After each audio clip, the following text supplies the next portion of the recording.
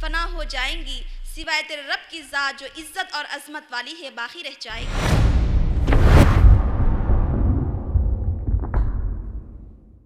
جس دن آسمان پھٹ جائے گا، پھٹنے کی وجہ سے سرخ تانبا ہو جائے گا، پھٹنے کی وجہ سے اس کی جوڑ ڈھیلی ہو جائیں گی، سورج بے نور ہو جائیں گا، چاند بے نور ہو جائیں گا، سورج اور چاند جمع کر دیے جائیں گے، ستارے بکھر جائیں گے، زمین میں شدید قسم کا بھونچال آ جائے گا، سمندروں میں سخت آگ پیدا ہوگی، سمندر ابل پڑیں گے، زمین میں شدید قسم کا بھونچال آ جائے گا، پہاڑ اون کی طرح اڑیں گے، پہاڑ ریزہ ریزہ کر دیے جائیں گے۔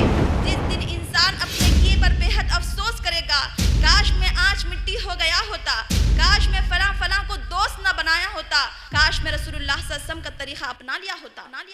کل نفس ذائقۃ الموت وانما توفون اجورکم یوم القیامہ فمن زحزح عن النار وادخل الجنۃ فقد فاز وما الحیاۃ الدنیا الا متاع الغرور۔ ہر جاندار موت کا مزہ چکھنے والی ہے، تم سب اپنا پورا پورا اجر قیامت کے روز پانے والے ہو۔ اصل کامیاب وہ ہے جو وہاں آتش جہنم سے بچ جائے اور جنت میں داخل کر دیا جائے۔ رہی یہ دنیا تو ظاہر فریب چیز ہے۔ یسألونک عن الساعۃ ایان مرساها فیما انت من ذکراها الی ربک منتہاها۔ لوگ مشرکین آپ سے قیامت کے واقع ہونے کا صحیح علم دریافت کرتے ہیں، آپ کو اس کے بیان کرنے سے کیا تعلق؟ اس کی علم کی انتہا تو بس اللہ کے پاس ہے۔ قیامت کا آنا یقینی چیز ہے، قیامت کب آئے گی اس کا صحیح علم اللہ کے پاس ہے۔ اے لوگو، تم پر قیامت محض اچانک آ پڑے گی۔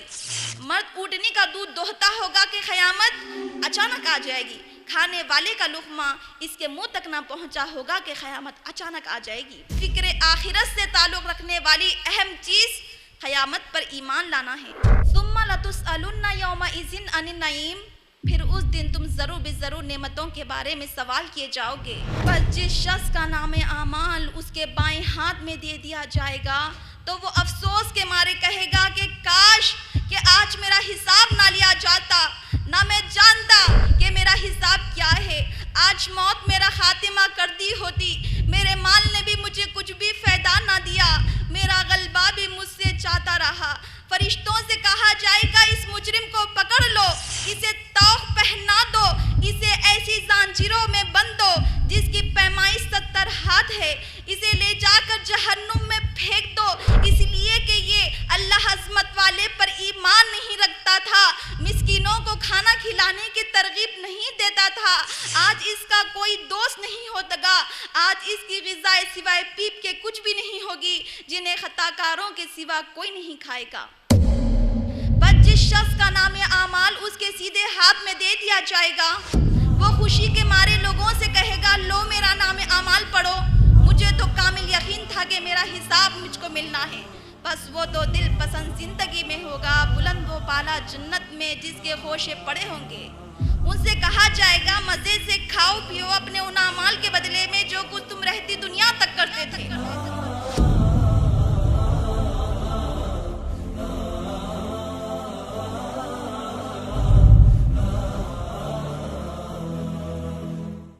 الحمد للہ رب العالمین والصلاة والسلام علی محمد وعلی آلہ واصحابہ اجمعین، اما بعد فاعوذ باللہ من الشیطان الرجیم، بسم اللہ الرحمن الرحیم۔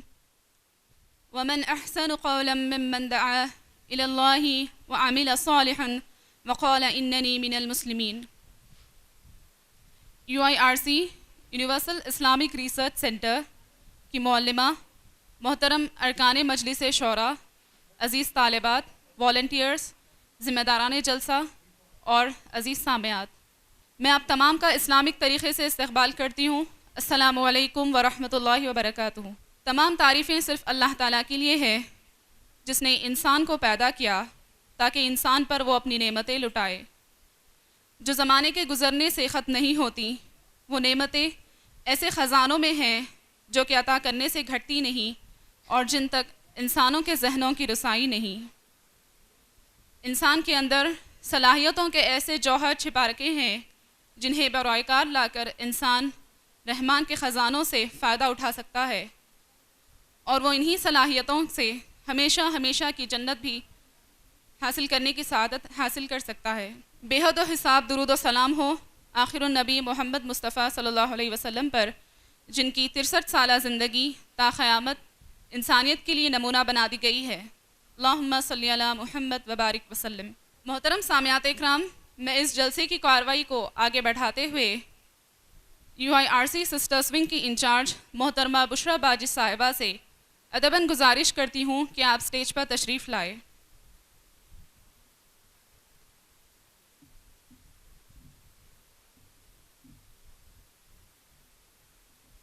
جزاک اللہ خیر۔ اب میں آج کے اس مقررہ جس کی تقریر کا عنوان ہے دنیا کی حقیقت، سسٹر امت الرحیم رضوانہ سے ادباً گزارش کرتی ہوں کہ آپ سٹیج پر تشریف لائیں۔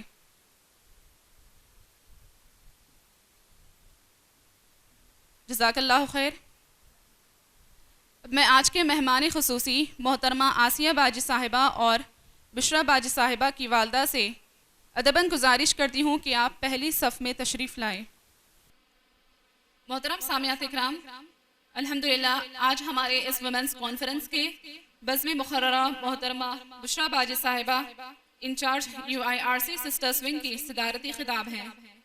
ماشاءاللہ آج ڈپلومہ ان اسلامک اسٹڈیز کے 6th بیچ فارغ ہونے والے طالبات کا اختتامی پروگرام اللہ کے فضل و کرم سے منعقد کیا جا رہا ہے۔ ماشاءاللہ محترمہ بشریٰ باجی صاحبہ حافظہ، عالمہ و فاضلہ ہے جو UIRC سسٹرز ونگ کے ملک پیٹ برانچ کی معلمہ اور انچارج ہے۔ ان کے ذریعے پچھلے 2 سال کے عرصے میں 6 بیچز تکمیل ہو چکے ہیں۔ الحمدللہ 2 سال کے عرصے میں 250 سے زیادہ خواتین و طالبات فارغ ہو چکے ہیں۔ آپ کے پڑھانے کا انداز بہت ہی عام فہم ہوتا ہے جس سے طالبات بہت زیادہ متاثر کن ہوتی ہیں۔ ماشاءاللہ آپ کے مختلف مقامات پر تقاریر بھی ہوتے ہیں۔ آپ مشہور و مبلغ اسلام دائی برادر سراج الرحمن صاحب کی اہلیہ ہیں۔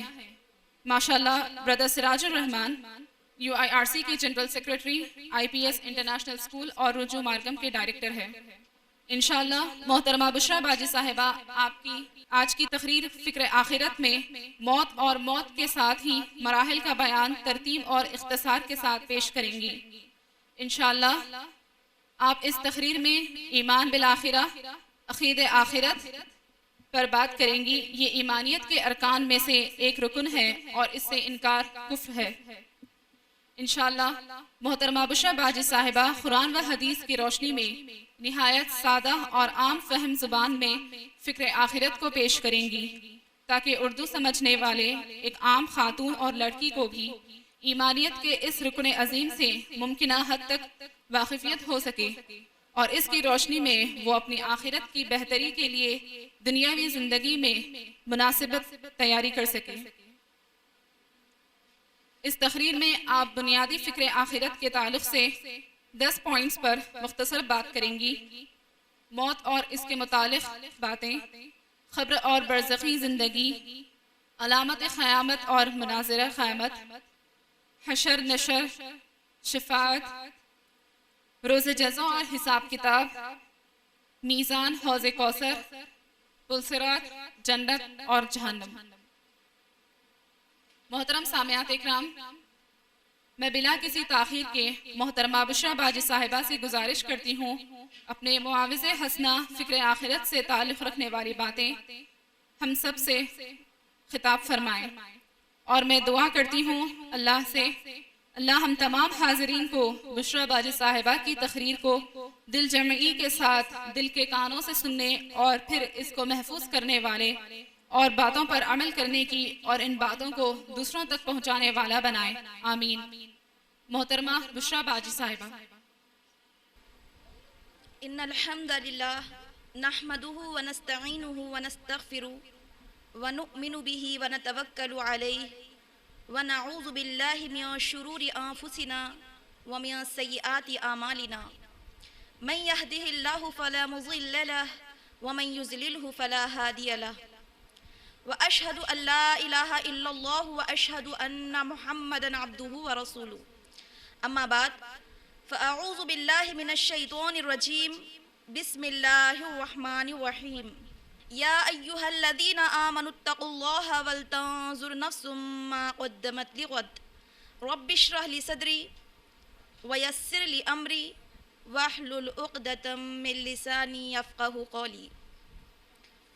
محترم ناظم جلسہ جویریہ فاطمہ، محترمہ رضوانہ باجی صاحبہ، محترمہ میرے والدہ صاحبہ آج کے مہمان خصوصی، میرے آسیہ باجی صاحبہ آج کے مہمان خصوصی، عزیز طالبات، والنٹیئرز، ذمہ داران جلسہ اور عزیز سامعات کرام، میں آپ تمام کا اس ویمنس کانفرنس میں تہ دل سے اسلامی طریقے سے خیر مقدم کرتی ہوں۔ السلام علیکم ورحمۃ اللہ وبرکاتہ۔ یعنی آپ تمام پر اللہ سبحانہ تعالیٰ کی رحمتیں برکتیں نازل ہو۔ تمام تعریفیں اللہ رب العالمین کے لیے ہے جو ہمارا رب ہے، اسی پر ہم ایمان لاتے ہیں، اسی پر توکل کرتے ہیں، اسی سے مدد مانگتے ہیں، اسی کی عبادت کرتے ہیں، اسی کی عبادت کرتے ہیں، اسی کی تصدیق کرتے ہیں۔ ہم اپنے برائیوں سے اور برے اعمال سے اللہ تعالیٰ کی پناہ پکڑتے ہیں۔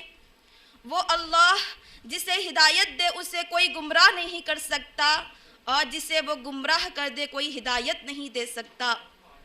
میں گواہی دیتی ہوں اس بات پر کہ اللہ کے سوا کوئی معبود نہیں ہے۔ میں گواہی دیتی ہوں اس بات پر کہ اللہ کے سوا کوئی شریک نہیں ہے۔ میں گواہی دیتی ہوں اس بات پر کہ نبی صلی اللہ علیہ وسلم اللہ تعالیٰ کے بندے اور اس کے رسول ہے۔ میں گواہی دیتی ہوں اس بات پر کہ نبی صلی اللہ علیہ وسلم آخرت سے پہلے ہم تمام کے لیے، قیامت تک کی انسانیت کے لیے سب سے زیادہ آخرت کی فکر بنانے والے بنا کر بھیجے گئے۔ میں اس بات کی گواہی دیتی ہوں قیامت آنے سے پہلے اللہ تعالیٰ نے آپ کو حق دے کر بھیجا۔ میں گواہی دیتی ہوں اس بات پر قیامت آنے سے پہلے نبی صلی اللہ علیہ وسلم ہمارے درمیان خوشخبری سنانے والے، ڈرانے والے بنا کر بھیجے گئے۔ اللہ کی رحمت ہو، سلامتی ہو تمام انبیاء علیہ السلام پر اور محمد صلی اللہ علیہ وسلم پر۔ اللہم صلی علی محمد وعلی آل محمد وبارک وسلم۔ عزیز طالبات اور عزیز سامعات، جیسا کہ میں نے اپنے خطبے کے بعد سورہ حشر آیت نمبر 18 کی آیت تلاوت کی ہے، اس مناسبت سے آج میری تقریر کا عنوان ہے فکر آخرت۔ میرے ماں اور بہنوں، عزیز سامعات کرام، آخر آخرت کس کو کہتے ہیں؟ آخرت کے معنی کیا ہوتے ہیں؟ آخرت کا مطلب کیا ہوتا ہے؟ آخرت ان تمام امور کا نام ہے جو مرنے کے بعد ایک انسان کو پیش آئیں گے۔ آخرت کو آخرت اسی لیے کہا جاتا ہے کہ یہ مرنے کے بعد آنے والی ہے۔ لہٰذا نبی صلی اللہ علیہ وسلم کی حدیث کے مطابق ایک مسلمان کا ایمان یہ ہے کہ ان تؤمن باللہ وملائکتہ وکتبہ ورسلہ والیوم الآخر ان تؤمن بالقدر وخیرہ وشرہ۔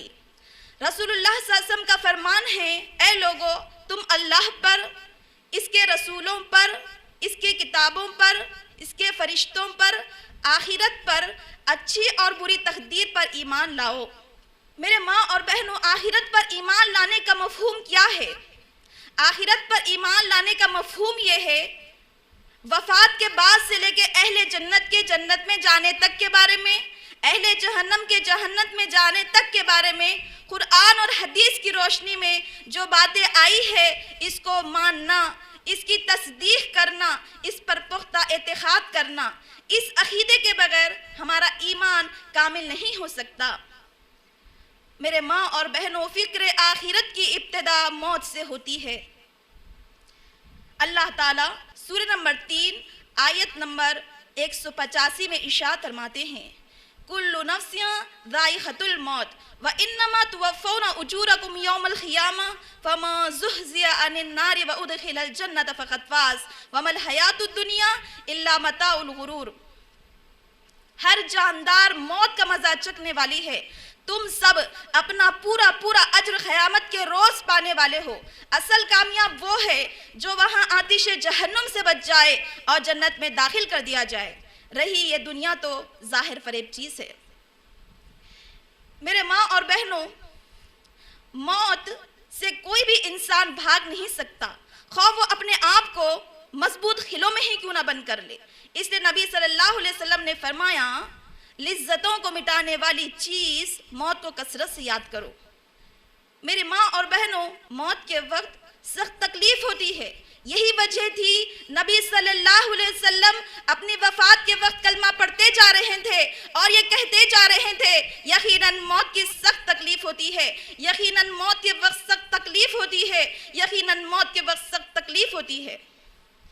نبی صلی اللہ علیہ وسلم نے فرمایا، تم میں سے کوئی بھی موت کی تمنا نہ کیا کرے، کیونکہ جان کنی کی تکلیف بڑی سخت تکلیف ہوتی ہے، جان کنی کی تکلیف بڑی سخت ہوتی ہے۔ اس لیے میرے ماں اور بہنوں، ہمیں موت کی تمنا نہیں کرنا چاہیے، موت آنے کی دعا بھی نہیں کرنا چاہیے، بلکہ موت کو کثرت سے یاد کرنا چاہیے اور رب سے یہ دعا کرتے رہنا چاہیے، پروردگار مجھے اس وقت تک زندہ رکھ جب تک میرے لیے زندگی بہتر ہوگی، اور مجھے اس وقت فوت کر دینا جب تک میرے لیے وفات بہتر ہوگی۔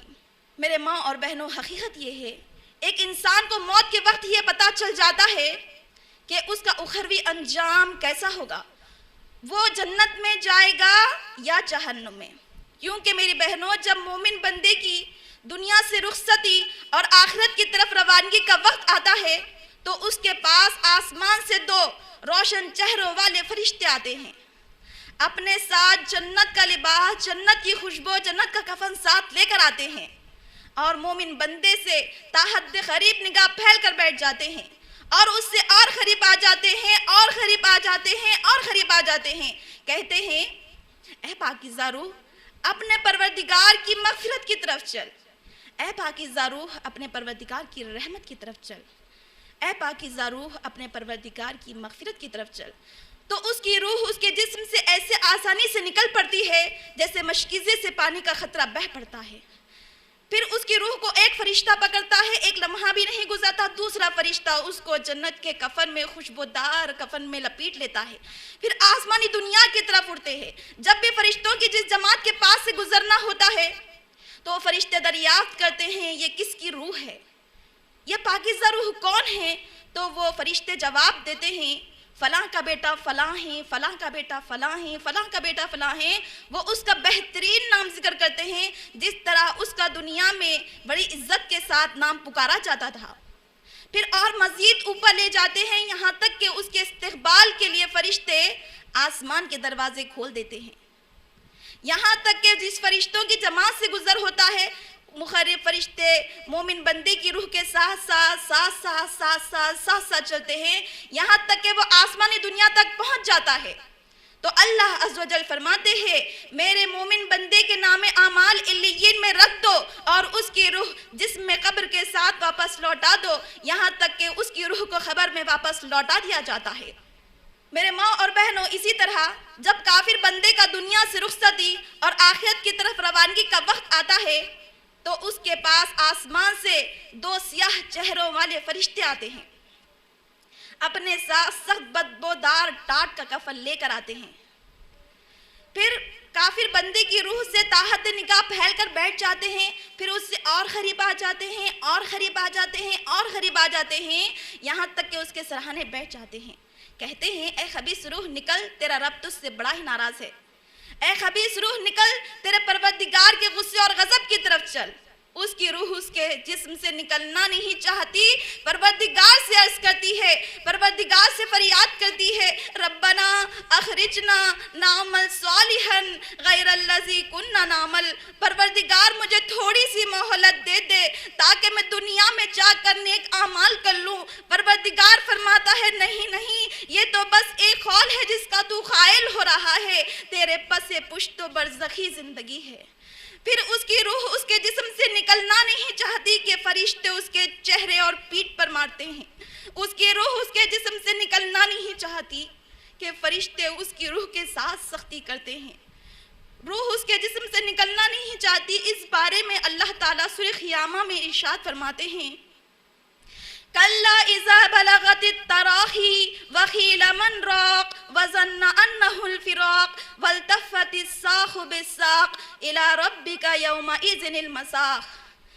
جب کافر بندے کی روح کاندھے اور سینے کے درمیان یعنی ہنسلی تک پہنچ جائے گی، تب کافر بندہ کہے گا ہے کوئی جھاڑ پھونک کرنے والا، اور وہ سمجھ جاتا ہے کہ یہ وقت دنیا سے رخصتی کا ہے.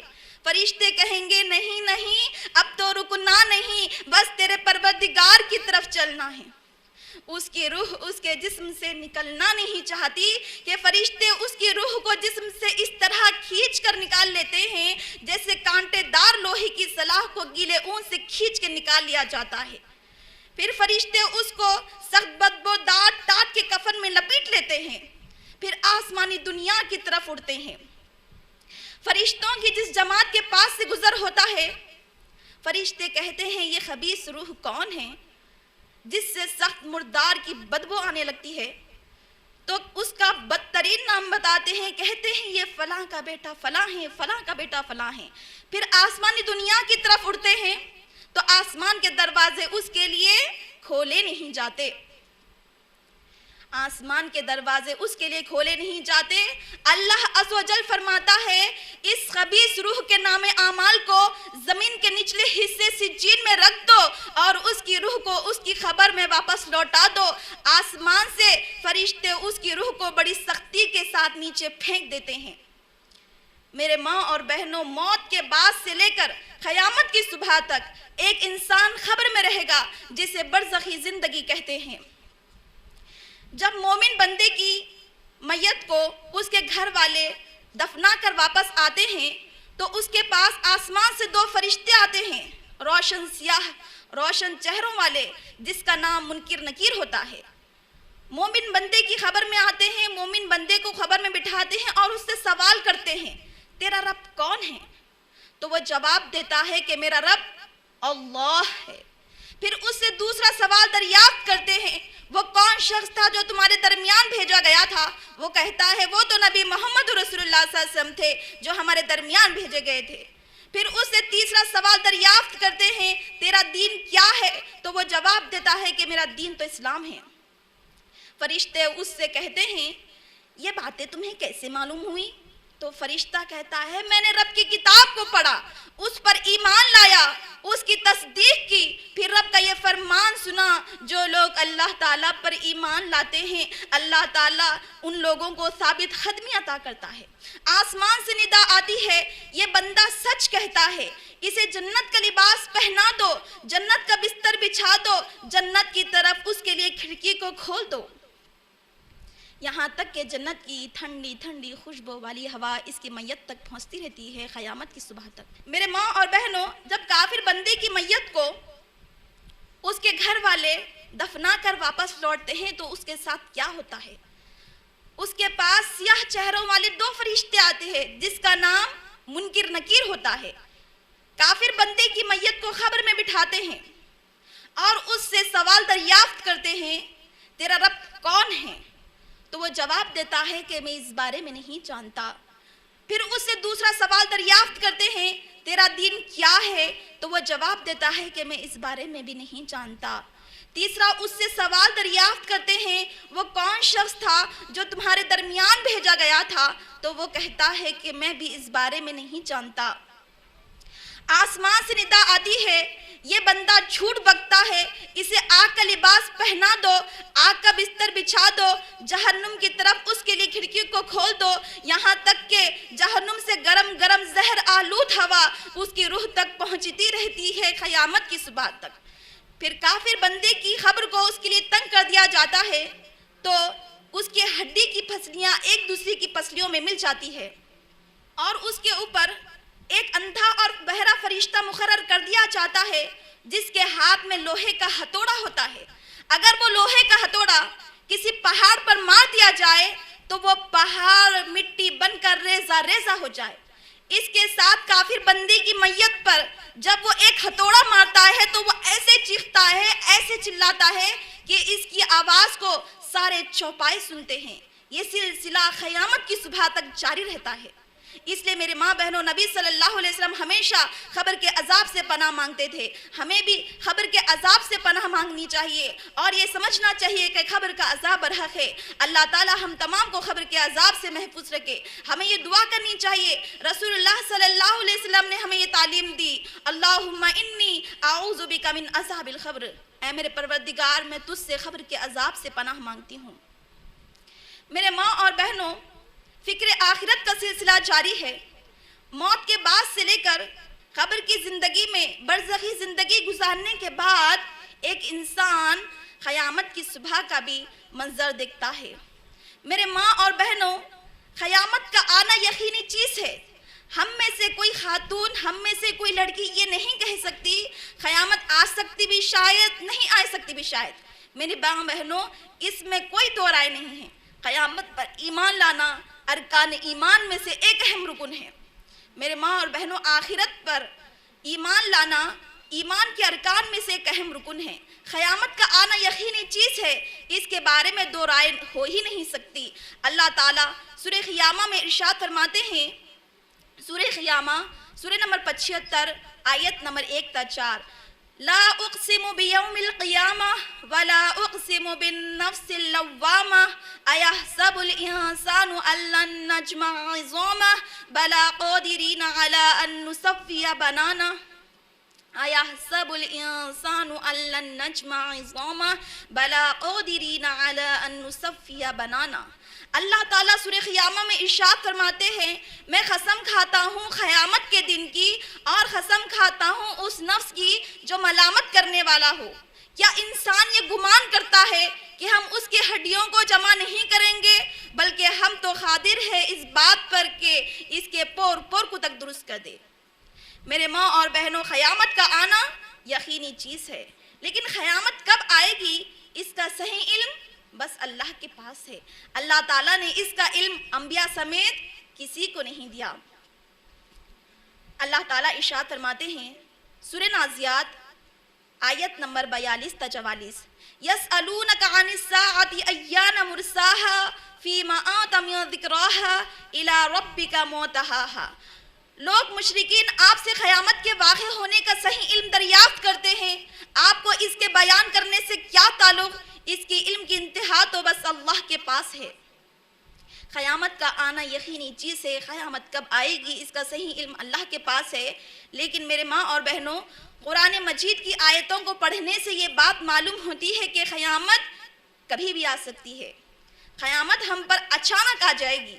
اس بارے میں اللہ تعالیٰ ارشاد فرماتے ہیں سورہ انبیاء آیت نمبر 1، اقترب للناس حسابهم وهم فی غفلۃ معرضون. لوگوں سے حساب لیے جانے کا وقت قریب آ پہنچا اور وہ غفلت میں منہ پھیرنے والے ہیں. سورہ اعراف سورہ نمبر 7 آیت نمبر 187، لا تأتیکم الا بغتہ، وہ تم پر محض اچانک آ پڑے گی. اس بات کی وضاحت ہوتی ہے صحیح مسلم میں. صحیح مسلم حدیث نمبر 2954، حضرت ابو ہریرہ رضی اللہ عنہ سے روایت ہے، رسول اللہ صلی اللہ علیہ وسلم نے ارشاد فرمایا، اے لوگو، تم پر قیامت محض اچانک آ پڑے گی. مرد اونٹنی کا دودھ دوہتا ہوگا کہ قیامت اچانک آ جائے گی. کھانے والے کا لقمہ اس کے منہ تک نہ پہنچا ہوگا کہ قیامت اچانک آ جائے گی. مرد کپڑوں کی خرید و فروخت کرتا ہوگا، خرید و فروخت نہ کر پایا ہوگا کہ قیامت اچانک آ جائے گی. میرے ماں اور بہنوں، فکر آخرت سے تعلق رکھنے والی اہم چیز قیامت پر ایمان لانا ہے. قیامت کے واقع ہونے کا ابتدائی مرحلہ یہ ہوگا، اللہ تعالیٰ کے حکم سے سور میں پھونکا جائے گا جس سے خطرناک آواز نکلے گی. عبداللہ بن عمر رضی اللہ عنہ فرماتے ہیں، نبی صلی اللہ علیہ وسلم سے دریافت کیا گیا آخر سور کیا ہے؟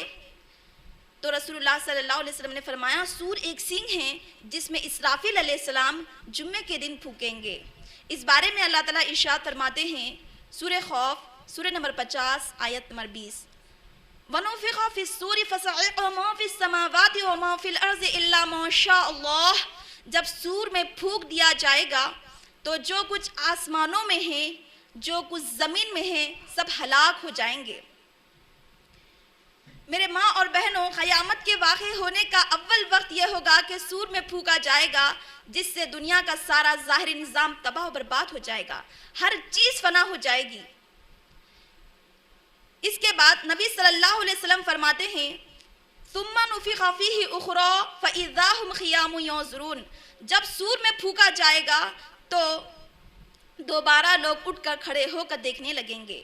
میرے ماں اور بہنوں، جہاں ایک طرف دنیا کا ظاہری نظام تباہ و برباد ہو جائے گا، ہر چیز فنا و برباد ہو جائے گی، تو پھر دوسری طرف اللہ تعالیٰ تمام لوگوں کو پیدا کر کے ان کا حساب کتاب کر کے نیک لوگوں کو اچھا بدلہ، جبکہ بدوں کو ان کے کیے کی پوری سزا سنائیں گے۔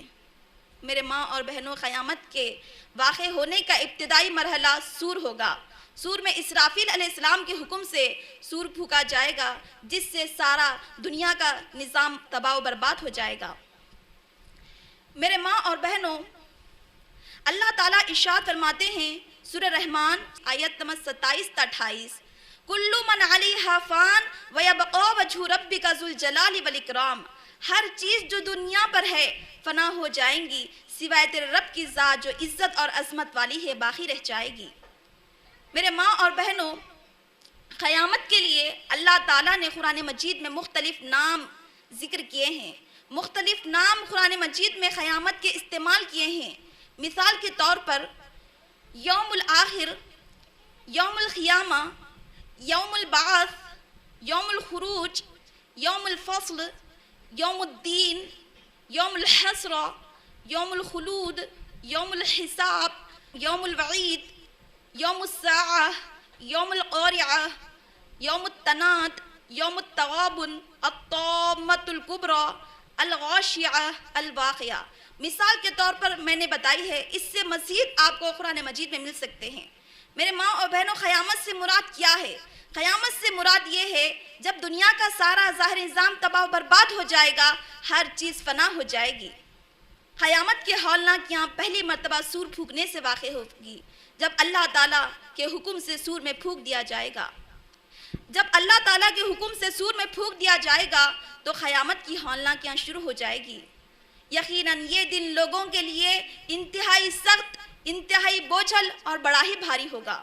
اس دن کی دہشت کائنات کی سب سے بڑی دہشت ہوگی، اس دن کی گھبراہٹ کائنات کی سب سے بڑی گھبراہٹ ہوگی۔ جس دن آسمان پھٹ جائے گا، پھٹنے کی وجہ سے سرخ تانبا ہو جائے گا، پھٹنے کی وجہ سے اس کی جوڑ ڈھیلی ہو جائیں گی، سورج بے نور ہو جائیں گا، چاند بے نور ہو جائیں گا، سورج اور چاند جمع کر دیے جائیں گے، ستارے بکھر جائیں گے، زمین میں شدید قسم کا بھونچال آ جائے گا، سمندروں میں سخت آگ پیدا ہوگی، سمندر ابل پڑیں گے، زمین میں شدید قسم کا بھونچال آ جائے گا، پہاڑ اون کی طرح اڑیں گے، پہاڑ ریزہ ریزہ کر دیے جائیں گے۔ جس دن انسان اپنے کیے پر بے حد افسوس کرے گا، کاش میں آج مٹی ہو گیا ہوتا، کاش میں فلاں کو دوست نہ بنایا ہوتا، کاش میں رسول اللہ صلی اللہ علیہ وسلم کا طریقہ اپنا لیا ہوتا۔ اس دن انسان بے حد اپنے کیے پر افسوس کرے گا۔ اس دن کی گھبراہٹ سے بچے بوڑھے ہو جائیں گے، اس دن کی گھبراہٹ سے کلیجے منہ کو آ جائیں گے، اس دن کی گھبراہٹ سے دل کانپ اٹھیں گے۔ اس دن کوئی دوست، کوئی عہدہ، کوئی منصب، کوئی ہوشیاری، کوئی چالاکی کام نہیں آئے گی۔ اس دن ہر ایک کو ایسی فکر ہوگی جو اسی کے لیے کافی ہوگی۔ اس کے بعد کے مرحلے کے بارے میں نبی صلی اللہ علیہ وسلم فرماتے ہیں، صحیح مسلم حدیث نمبر 2940، حضرت ابو ہریرہ رضی اللہ عنہ سے روایت ہے، نبی صلی اللہ علیہ وسلم نے ارشاد فرمایا، پہلی مرتبہ سور پھونکے جانے کے بعد دنیا کا سارا ظاہری نظام تباہ و برباد ہو جائے گا، ہر طرف قیامت چھا جائے گی، تمام لوگ ہلاک ہو جائیں گے، تو اللہ تعالیٰ شبنم کے خطروں کے مانند بارش کو برسائیں گے، جس سے لوگوں کے جسم تیار ہوں گے۔ پھر اللہ تعالیٰ دوبارہ سور پھونکنے کا حکم دیں گے تو لوگ یکا ایک کھڑے ہو کر اپنے خبروں سے دیکھنے لگیں گے۔ سب سے پہلے ہمارے نبی محمد رسول اللہ صلی اللہ علیہ وسلم خبر سے اٹھیں گے۔ میرے ماں اور بہنوں، تمام لوگ اپنے خبروں سے، جب دوسری مرتبہ سور پھونکا جائے گا تو لوگ یکایک اپنے خبروں سے کھڑے ہوں گے، تو میرے ماں اور بہنوں، تمام لوگ انتہائی گھبراہٹ کی حالت میں کھڑے ہوں گے۔ جو کوئی جیسے فوت ہوا تھا اسے ویسے ہی اٹھایا جائے گا. اگر کوئی مٹی میں دب کر مرا ہو تو اسے مٹی ہی سے اٹھایا جائے گا. اگر کوئی سمندروں میں گر کر مرا ہو تو اسے سمندروں کے پانیوں سے ہی اٹھایا جائے گا. اگر کوئی پہاڑ کی چوٹی سے گر کر مرا ہو تو اسے پہاڑ ہی سے اٹھایا جائے گا. جو کوئی جیسے فوت ہوا تھا اسے ویسے ہی اٹھایا جائے گا. متکبر قسم کے لوگوں کو چونٹیوں جیسی حالت میں اکٹھا کیا جائے گا. سود خور لوگ پاگل پن کی حالت میں اپنے قبروں سے اٹھیں گے. بیویوں کے درمیان عدل نہ کرنے والے لوگ آدھے دھڑ کے ساتھ اپنے قبر سے اٹھیں گے. احرام کی حالت میں مرنے والا آدمی تلبیہ کہتے ہوئے اٹھے گا. شہداء کو ان کے زخموں کے ساتھ اٹھایا جائے گا. قرآن مجید کی آیتوں کی تلاوت نہ کرنے والے شخص کو قبر سے اندھا اٹھایا جائے گا. الغرض میری بہنوں، جو کوئی جیسے فوت ہوا تھا اسے ویسے ہی اٹھایا جائے گا. تمام لوگوں کو اللہ تعالیٰ کھڑے کر کے میدان حشر میں جمع کریں گے، جسے حشر نشر کہا جاتا ہے. میرے ماں اور بہنوں، جب دنیا کا سارا ظاہر نظام تباہ برباد ہو جائے گا، ہر چیز فنا ہو جائیں گی، تو اللہ تعالیٰ میدان حشر میں ہم تمام کو دوسرے زمین و آسمان کے نیچے کھڑا کریں گے. کیونکہ جب دنیا کا سارا ظاہر نظام تباہ برباد ہو جائے گا تو آسمان بھی ختم ہو جائے گا، زمین بھی ختم ہو جائے گی. اللہ تعالیٰ اس بارے میں ارشاد فرماتے ہیں سورہ ابراہیم سورہ نمبر 14 آیت نمبر 48، یوم تبدل الارض غیر الارض والسماوات وبرزوا للہ الواحد القہار.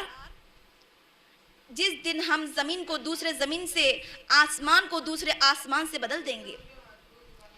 اللہ تعالیٰ تمام اول لوگوں کو، تمام آخر لوگوں کو، ہر چھوٹے کو، ہر بڑے کو میدان حشر میں کھڑا کرنے پر قادر ہے.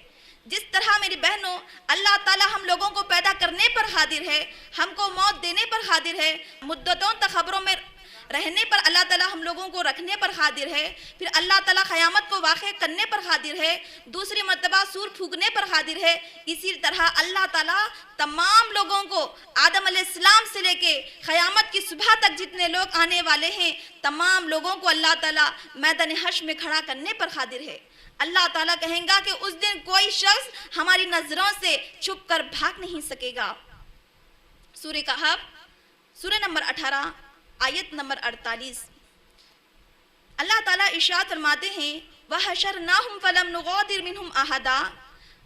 ہم تمام لوگوں کو اکٹھا کرنے پر قادر ہے، ان میں سے کوئی بھی ہماری نظروں سے چھٹ کر بھاگ نہیں سکے گا. میدان حشر کی گرمی کا اندازہ اس بات سے لگایا جا سکتا ہے کہ اس دن سورج 1 میل کے فاصلے پر ہوگا، جس کی وجہ سے لوگوں کے اتنے پسینے بہیں گے جس میں کشتیاں چلائی جا سکیں گی. میرے ماں اور بہنوں، میدان حشر کی طوالت 50,000 سال ہوگی. اس بارے میں اللہ تعالیٰ ارشاد فرماتے ہیں سورہ معارج سورہ نمبر 70 آیت نمبر 4، فی یوم کان مقدارہ 50,000 سنہ. فرشتے اور روح الامین ایسے دن میں چڑھیں گے جس کی طوالت 50,000 سال ہوں گی. میرے ماں اور بہنوں، میدان حشر کی سختیوں سے بچنے کے لیے تمام لوگ رب سے عاجزی کریں گے. روز محشر میں اللہ تعالیٰ اپنے مومن بندوں سے کیے ہوئے وعدے کو پورا کرے گا. میدان حشر کی سختیوں سے بچنے کے لیے تمام لوگ انبیاء علیہ السلام کے پاس جائیں گے. کچھ لوگوں کو عرش الہی کا سایہ نصیب ہوگا اور کچھ لوگوں کو نبی صلی اللہ علیہ وسلم کی قربت نصیب ہوں گی. کچھ لوگ نور کے ممبروں پر کھڑے کیے جائیں گے. میدان حشر میں اللہ تعالیٰ تمام لوگوں کو خبروں سے اٹھا کر جمع کر دے گا. تو مومن بندوں کی کیفیت کو اللہ تعالیٰ فرماتا ہے کہ متقی لوگ، پرہیزگار لوگوں کو اس دن کوئی خوف نہیں ہوگا، ان کے چہرے روشن اور بارانخ ہوں گے. میدان حشر میں اللہ تعالیٰ جہاں ایک طرف سورج 1 میل کے فاصلے پر آ جائے گا، تو میدان حشر میں اللہ تعالیٰ ایسے نازک مرحلے میں صرف 7 قسم کے لوگوں کو عرش کے سائے میں جگا دیں گے، جب اللہ تعالیٰ کے سائے کے علاوہ کوئی دوسرا سایہ ہرگز نہیں ہو سکے گا. اللہ تعالیٰ 7 قسم کے لوگوں کو عرش الہی کے نیچے جگا دیں گے. سب سے پہلا انصاف کرنے والا آدمی، دوسرا وہ شخص جس نے اپنی زندگی عبادت میں گزار دی، تیسرا وہ شخص جس کا دل ہمیشہ مسجد سے لگا رہے، چوتھا وہ شخص جسے کسی باحسین عورت نے برائی کے ارادے سے بلائے اور وہ کہے کہ میں اللہ سے ڈرتا ہوں، پانچواں وہ شخص جس نے اس قدر چھپا کر صدقہ کیا کہ اس کے دائیں ہاتھ نے جو خرچہ کیا اس کے بائیں ہاتھ کو تو خبر نہ ہوئی ہو، چھٹا وہ شخص جس نے کسی سے باہم اللہ کے لیے محبت کی اور باہم نفرت کی، یعنی ان کے ملنے اور جلنے کی اور جدائی کی بنیاد صرف دین ہوتی تھی۔ ساتواں وہ شخص جس نے تنہائی میں بیٹھ کر اللہ کے لیے اللہ کے ڈر سے اس قدر آنسو بہائے ہیں کہ اس کے اوپر خشیت الہی کا لرزہ طاری ہو گیا ہو۔ میرے ماں اور بہنوں، میدان حشر میں نمازیوں کے اعضاء وضو کی وجہ سے چمک رہے ہوں گے۔ انصاف کرنے والے لوگوں کو نور کے منبروں پر کھڑا کیا جائے گا۔ اچھے اخلاق والوں کو نبی صلی اللہ علیہ وسلم کی قربت نصیب ہوگی۔ حالت اسلام میں ضعیف ہونے والے شخص کو نور عطا کیا جائے گا۔ مشکل میں دوسروں کے کام آنے والوں کی مشکل دور کر دی جائیں گی۔ تنگ دستوں کے ساتھ آسانی کرنے والوں کے ساتھ آسانی کر دی جائیں گی۔ اچھے اخلاق والوں کو نبی صلی اللہ علیہ وسلم کی قربت نصیب ہوگی۔ شہداء کو 70 حوریں ان کو عطا کی جائیں گی۔ ایک طرف میدان حشر میں متقی لوگوں کی کیفیت کو اللہ تعالیٰ بیان کرتا ہے، پھر کافر لوگوں کی، نافرمان لوگوں کی کیا کیفیت ہوگی اس کے مختصر جھلکیاں اللہ تعالیٰ قرآن مجید میں بتاتا ہے کہ متقی لوگوں کے علاوہ کافر لوگ، مشرک لوگ، اللہ تعالیٰ کے نافرمان لوگ، اللہ تعالیٰ کے باغی لوگ بہت ہی ذلت ناک انداز میں ٹھہریں گے۔ زکوٰۃ ادا نہ کرنے والوں کو سخت عذابوں سے دوچار کیا جائے گا۔ ہر غدار کی پشت پر اللہ تعالیٰ ایک جھنڈے کو رکھیں گے۔ اپنی ذمہ داری سے منہ پھیرنے والے آدمی سے اللہ تعالیٰ بھی منہ پھیر لیں گے۔ خائن اپنی خیانت کردہ چیز اپنی پیٹھ پر لیے ہوئے رب العالمین کے سامنے حاضر ہوں گا۔ بے نمازی لوگ قارون، فرعون، حامان اور ابی بن خلف کے ساتھ کھڑے ہوں گے۔ قاتل کی گردن مقتول کے ہاتھ میں ہوں گی۔ بیویوں کے درمیان عدل نہ کرنے والے شخص کی حالت فالج زدہ سی ہوں گی۔ سود خور لوگ پاگل پن کی حالت میں، رشوت لینے والے لوگ پاگل پن کی خپتیوں جیسی حالت میں کھڑے ہوں گے۔ جھوٹا خواب بیان کرنے والے لوگوں کو ناممکن کام کرنے پر مجبور کر دیا جائے گا۔ ہر دوغلے آدمی کی آگ کے 2 زبانیں ہوں گی۔ جب اللہ تعالیٰ میدان حشر میں آ جائیں گے تو منافق لوگ، نافرمان لوگ اللہ تعالیٰ کو سجدہ نہیں کر سکیں گے۔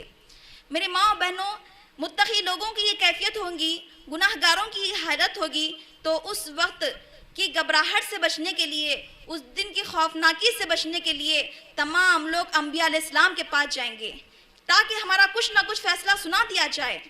تمام انبیاء علیہ السلام اپنا کچھ نہ کچھ عذر پیش کر کے دوسرے نبی کے پاس بھیج دیں گے، یہاں تک کہ وہ نبی محمد رسول اللہ صلی اللہ علیہ وسلم کے پاس آ جائیں گے۔ نبی صلی اللہ علیہ وسلم فرمائیں گے، ہاں میں اپنے بندوں کی شفاعت کروں گا۔ فکر آخرت سے تعلق رکھنے والی شفاعت سے مراد یہ ہے کہ کسی دوسرے انسان کی گناہ کی معافی کا اللہ تعالیٰ کے سامنے سوال کرنا۔ نبی صلی اللہ علیہ وسلم فرماتے ہیں کہ ہر نبی کی ایک دعا ہوتی ہے، تو میں چاہتا ہوں کہ میری دعا روز قیامت اپنی امت کی شفاعت کے لیے محفوظ کر لوں۔ نبی صلی اللہ علیہ وسلم کی شفاعت کی وجہ سے اللہ تعالیٰ بہت سارے لوگوں کو جہنم سے نکالیں گے۔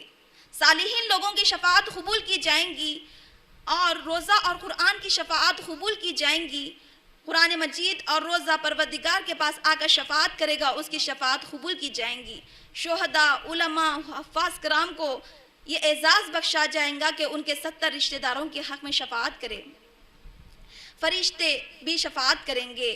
اللہ تعالیٰ فرمائیں گے کہ اب صالحین لوگ، انبیاء علیہ السلام شفاعت کر چکے ہیں، نیک اعمال شفاعت کر چکے ہیں، اب صرف ارحم الراحمین یعنی خود اللہ تعالیٰ باقی ہے۔ تو اللہ تعالیٰ چند مٹھی بھر لوگوں کو جہنم سے نکالنے کا فیصلہ کریں گے جنہوں نے کلمے کے علاوہ کبھی بھی کوئی نیک عمل نہ کیا ہوگا۔ میری ماں بہنوں، یہاں پر شفاعت کے تعلق سے ایک چھوٹی سی بات یہ واضح کرنا چاہتی ہوں۔ شفاعت کے معنی ہم ہرگز یہ نہیں لے سکتے اللہ تعالیٰ کے فیصلوں کو بدلنے کے لیے کہا جا رہا ہے، بلکہ اللہ تعالیٰ جن لوگوں کو معاف کرنے کا فیصلہ کر چکے ہوں گے، انہی لوگوں کے حق میں اللہ تعالیٰ شافی کو حکم دیں گے کہ مشفوع کے حق میں شفاعت کی جائے۔ شفاعت کی وجہ سے اللہ تعالیٰ جہنم سے لوگوں کو نکال کر جنت میں داخل کریں گے۔ میرے ماں اور بہنوں، فکر آخرت سے تعلق رکھنے والی بہت ہی اہم چیز حساب و جزا ہے۔ میدان حشر میں حساب جزا سے مراد یہ ہے، اللہ تعالیٰ اپنے عدالت عالیہ میں ہر انسان سے اس کے دنیا میں کیے ہوئے اعمال کے بارے میں پوچھیں گے، اس کے ہر عمل کے بارے میں پوچھیں گے، ہر قول کے بارے میں پوچھیں گے۔ دنیا میں وہ جو کچھ کرتا رہا اس کے بارے میں اس سے سوال کیا جائے گا۔ میدان حشر میں اللہ تعالیٰ کسی کے اوپر ذرہ برابر ظلم نہیں کریں گے۔ ہر شخص جس نے ذرہ برابر بھی نیکی کی ہوگی رب العالمین کے سامنے نام اعمال میں دیکھ لے گا. جس نے اس دنیا میں رائی دانے برابر بھی برائی کی ہوگی رب العالمین کے سامنے دیکھ لے گا. انصاف کا یہ عالم ہوگا کہ ظالم کو مظلوم کو ظالم کی طرف سے پورا فیصلہ لے کر دے دیا جائے گا. میرے ماں اور بہنوں، میدان حشر میں اللہ تعالیٰ بادلوں کے سائے میں جلوہ افروز ہوں گے، جبکہ فرشتے بھی صف در صف آ کھڑے ہوں گے. اللہ تعالیٰ کے سامنے تمام لوگ حساب کتاب کے لیے صف بستہ حالت میں اکٹھا کیے جائیں گے. اللہ تعالیٰ فرمائیں گا میں نے آج کے دن ظلم کو حرام کر لیا ہے، کسی کے اوپر ذرہ برابر ظلم نہیں کیا جائے گا. ہر انسان اپنے کیے ہوئے نام اعمال کو اپنے آنکھوں سے دیکھ لے گا. کسی دوسرے انسان کے گناہ کا بوجھ کوئی دوسرا نہیں اٹھائے گا. انصاف کا یہ عالم ہوگا. اگر دنیا میں کسی شخص نے کسی شخص کو ناحق ایک تھپڑ بھی مارا ہوگا، میدان حشر میں اس کا بدلہ دلا دیا جائے گا. انصاف کا یہ عالم ہوگا کہ جانوروں کو بھی قصاص دلوا دیا جائے گا. بغیر سینگ والی بکری کو سینگ والی بکری سے قصاص دلوا دیا جائے گا جس نے اس کو سینگ مارا ہوگا. حساب کتاب کے وقت ایک آدمی اپنے بھائی سے، اپنے باپ سے، اپنے بیٹی سے، اپنے بیوی سے، اپنے دوستوں سے، ہر ایک سے دور بھاگے گا. اس دن ہر ایک کو ایسی فکر دامنگیر ہوگی جو اسی کے لیے کافی ہوگی. ریاکار مجاہد لوگوں کو، ریاکار سخی لوگوں کو، ریاکار عالم لوگوں کو، ریاکار دائی لوگوں کو اللہ تعالیٰ سخت عذابوں میں دوچار کر دیں گے. سب سے پہلے نبی محمد رسول اللہ صلی اللہ علیہ وسلم کی امت کا فیصلہ کیا جائے گا. بعض لوگوں کے گناہوں کو نیکیاں بنا دیا جائے گا، بعض لوگوں کے گناہوں کو معاف کر دیا جائے گا. نبی صلی اللہ علیہ وسلم کے 70,000 افراد کو اللہ تعالیٰ بغیر حساب کتاب کے جنت میں داخل کریں گے. میری ماں اور بہنوں، حساب کتاب کے وقت کوئی بھی انسان ایک دوسرے کی طرف دیکھ نہیں سکے گا. انصاف کا یہ عالم ہوگا کہ کسی کے اوپر ذرہ برابر بھی ظلم نہیں ہوگا. پچھلے انبیاء علیہ السلام کی گواہی نبی صلی اللہ علیہ وسلم دیں گے کہ انہوں نے پیغام الہی کا حق اپنے بندوں تک پہنچا دیا تھا. سورہ نساء سورہ نمبر 4 آیت نمبر 41. فَكَيْفَ إِذَا جِئْنَا مِنْ كُلِّ أُمَّةٍ بِشَهِيدٍ وَجِئْنَا بِكَ عَلَى هَؤُلَاءِ شَهِيدًا. پس کیا حال ہوگا اس وقت جب ہم امت میں سے ایک گواہ کو لائیں گے اور آپ کو ان پر گواہ بنا کر لیں گے. نبی محمد صلی اللہ علیہ وسلم کی امت یعنی ہم گواہی دیں گے کہ پچھلے انبیاء علیہ السلام نے اپنی قوم تک تبلیغ و دعوت کا احکام پہنچا دیا تھا. ان کے اوپر جو ذمہ داری دی گئی تھی وہ ذمہ داری کا حق انہوں نے ادا کر دیا تھا. یہاں تک کہ فرشتے بھی گواہی دیں گے. اللہ تعالیٰ ارشاد فرماتے ہیں سورہ خوف سورہ نمبر 50 آیت نمبر 21. وَجَاءَتْ كُلُّ نَفْسٍ مَّعَهَا سَائِقٌ وَشَهِيدٌ. اس دن ہر شخص آئے گا، اس کے ساتھ ایک ہانکنے والا ہوگا اور ایک گواہی دینے والا ہوگا. یعنی میدان حشر میں حساب کتاب کے لیے آدمی رب العالمین کے سامنے آنا نہیں چاہے گا کہ فرشتے اس کو زنجیروں میں باندھ کر رب العالمین کے سامنے کھینچ کر لے کر آئیں گے. دوسرا گواہی دے گا پروردگار یہ شخص ہم سے دنیا میں یہ کام کرواتا رہا. میرے ماں اور بہنوں، یہاں تک کہ زمین بھی گواہی دیں گی کہ یہ شخص دنیا میں یہ کام کرتا تھا. میرے ماں اور بہنوں، اللہ تعالیٰ جس طرح موت دینے پر ہم کو قادر ہے، جس طرح خبروں میں رکھنے پر کافی ہے، جس طرح دوبارہ اٹھانے پر اللہ تعالیٰ کافی ہے، میدان حشر میں اللہ تعالیٰ جمع کرنے پر قادر ہے، اسی طرح اللہ تعالیٰ میری بہنوں ہر فرض سے ایک فرض سے حساب کتاب لینے پر کافی ہے. اللہ تعالیٰ ارشاد فرماتے ہیں سورہ ہجر سورہ نمبر 15 آیت نمبر 92 تا 93. فَوَرَبِّكَ لَنَسْأَلَنَّهُمْ أَجْمَعِينَ. قسم ہے تیرے پروردگار کی، ہم ان سے ضرور باز پرس کریں گے ہر اس عمل کی جو وہ کیا کرتے تھے. میرے ماں اور بہنوں، ایک انسان رب العالمین کے سامنے حساب کتاب دیتے وقت 5 سوالوں کا جواب دیے بغیر حل بھی نہیں سکے گا. اللہ تعالیٰ اس سے پہلا سوال کریں گے، ہم نے تم کو زندگی دی کہاں پر گزاری، ہم نے تم کو جوانی دی کہاں پر بتائی، ہم نے تم کو مال دیا کہاں سے کمایا، چوہتا کہاں پر خرچ کیا، ہم نے تم کو علم دیا اس کے مطابق کتنا عمل کیا. ایک انسان اللہ تعالیٰ کی عطا کردہ جن نعمتوں، مال و دولت، خوشحالی، امن و اطمینانی، صحت و سلامتی سے جس طرح لطف اندوز ہوتا رہا، اس کے متعلق بھی اللہ تعالیٰ سوال کریں گے. کیا میرا بندہ ان نعمتوں کے ملنے پر شکر ادا کرتا رہا یا نافرمانی ہی کا رویہ اختیار کیے رکھا. سورہ تکاثر آیت نمبر 8. ثم لتسألن یومئذ عن النعیم، پھر اس دن تم ضرور ضرور نعمتوں کے بارے میں سوال کیے جاؤ گے۔ سورہ بنی اسرائیل سورہ نمبر 17 آیت نمبر 36۔ ان السمع والبصر والفؤاد کل اولئک کان عنہ مسئولا، بے شک کان، آنکھ، دل، ان میں سے ہر ایک کے بابت سوال کیا جائے گا۔ حساب کتاب کے وقت اللہ تعالیٰ سب سے پہلے نماز کے بارے میں پوچھیں گے، حقوق العباد میں اللہ تعالیٰ قتل و خون کے بارے میں پوچھیں گے، وعدوں، عہدوں، امانت داری کے بارے میں اللہ تعالیٰ پوچھیں گے۔ امت محمدیہ کا سب سے پہلے حساب لے لیا جائے گا۔ الغرض میری بہنوں، اللہ تعالیٰ نے سورہ حشر آیت نمبر 18 میں ہم لوگوں کو تعلیم دی، یا ایھا الذین آمنوا اتقوا اللہ ولتنظر نفس ما قدمت لغد، اے ایمان والو اللہ تعالیٰ سے ڈرو اور خوب جان لو تم نے کل کے لیے کیا تیاری کی ہے۔ میرے ماں اور بہنوں، ہم تمام لوگوں کو سوچنا چاہیے، فکر آخرت سے تعلق رکھنے والی اس چیز حساب کتاب ہے۔ ہمیشہ حساب کتاب کے لیے رب العالمین سے دعا کرتے رہنا چاہیے، اللہم حاسبنی حسابا یسیرا، اللہم حاسبنی حسابا یسیرا، اللہم حاسبنی حسابا یسیرا۔ اے میرے پروردگار، میرے لیے حساب کو آسان فرما۔ حشر نشر حساب کتاب کے بعد اللہ تعالیٰ ہر شخص کے نام اعمال کو میزان میں تولیں گے، یعنی ایک بڑا ترازو ہوگا جس میں ایک پلڑے میں نیکیوں کو رکھا جائے گا، ایک پلڑے میں برائیوں کو رکھا جائے گا۔ اعمال کا تولا جانا برحق ہے۔ میزان میں نام اعمال اللہ تعالیٰ اس لیے تولیں گے تاکہ لوگوں کی حجت اللہ تعالیٰ پر یہ نہ رہے کہ ہم پر ظلم کیا گیا تھا۔ اللہ تعالیٰ فرماتے ہیں کہ میزان میں ہر شخص کا نام اعمال تولا جانا برحق ہے۔ ہر شخص کے نام اعمال کو میزان میں اللہ تعالیٰ تولیں گے۔ سورہ اعراف سورہ نمبر 7 آیت نمبر 8 تا 9۔ والوزن یومئذ الحق فمن ثقلت موازینہ فاولئک هم المفلحون ومن خفت موازینہ فاولئک الذین خسروا انفسهم بما كانوا بآیاتنا یظلمون۔ اعمال کا تولا جانا برحق ہے، پر جس شخص کے نیکیوں کا پڑلا بھاری ہو گیا پس وہ کامیاب ہو گیا، جس کے اعمال کا پڑلا ہلکا ہو گیا وہ تو خسارہ پانے والوں میں سے ہو گیا۔